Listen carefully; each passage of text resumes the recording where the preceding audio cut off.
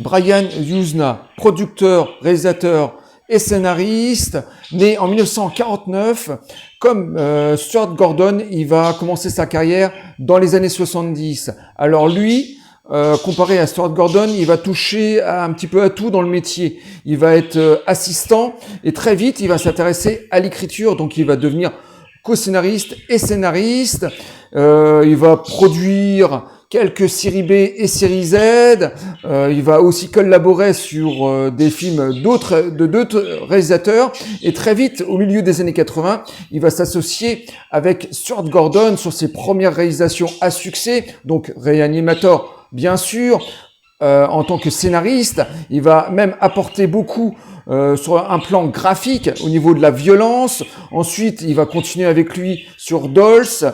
Il va aussi faire Les Portes de l'au-delà et il va apporter à ces deux films, voilà, son savoir-faire, son écriture, toute sa fantaisie. Et voilà, il va collaborer avec Stuart Gordon comme ça pendant quelques années. Et en restant sur Reanimator, bien des années plus tard, il va même faire la suite dans les années 90, Reanimator 2, qui est une sorte de relecture de La fiancée de Frankenstein, mais avec beaucoup plus de fantaisie, un film qui était plutôt sympa. It must be true. There is my... Et ensuite, Reanimator 3 qui sortira carrément au début des années 2000. Alors là, de triste mémoire, c'est plutôt sympathique, sans plus. Je trouvais que le film était assez banal et manquait fortement de budget, avec bien sûr le retour de Geoffrey Cox en tant qu'acteur. Et ensuite, Brian Yuzna, dans les années 90, il va aussi faire la série des dentistes. Alors 1 et 2, ce sont des films plutôt intéressant sans que ça soit mémorable. Les mises à mort étaient plutôt graphiques et inventifs. Les réalisations un petit peu fauchées, donc les deux dentistes se regardent sans déplaisance.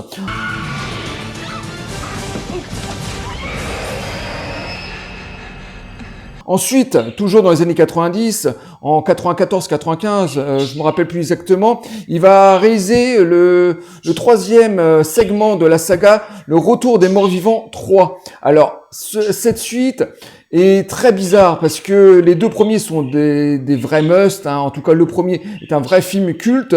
Le deuxième est tout à fait sympathique dans la même matrice que le premier, des comédies d'horreur.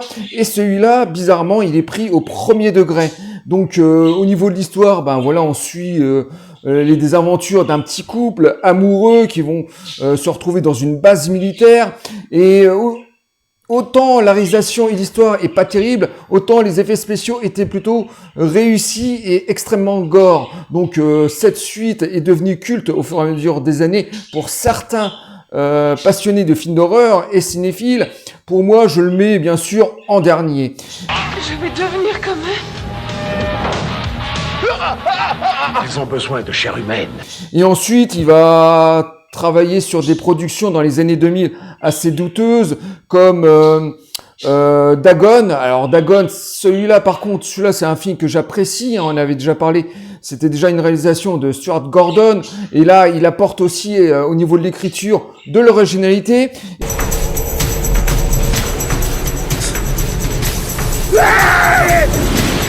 Finir, il y avait un film que j'ai trouvé plutôt sympathique en dehors de toutes ces réactions plutôt basiques et pas terribles de série Z et de série B.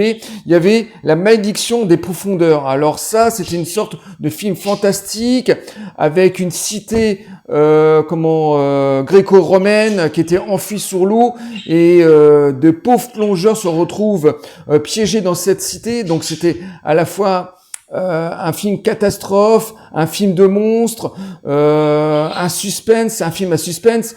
Donc on mélangeait tout ça et je me rappelle que au niveau de la réalisation c'était plutôt correct et au niveau de des mises à mort et des décors c'était plutôt bien fait. Il y avait un savoir-faire, c'était une sorte de série B indépendante comme ça et on retrouvait un petit peu un Brian Yuzna des années 80.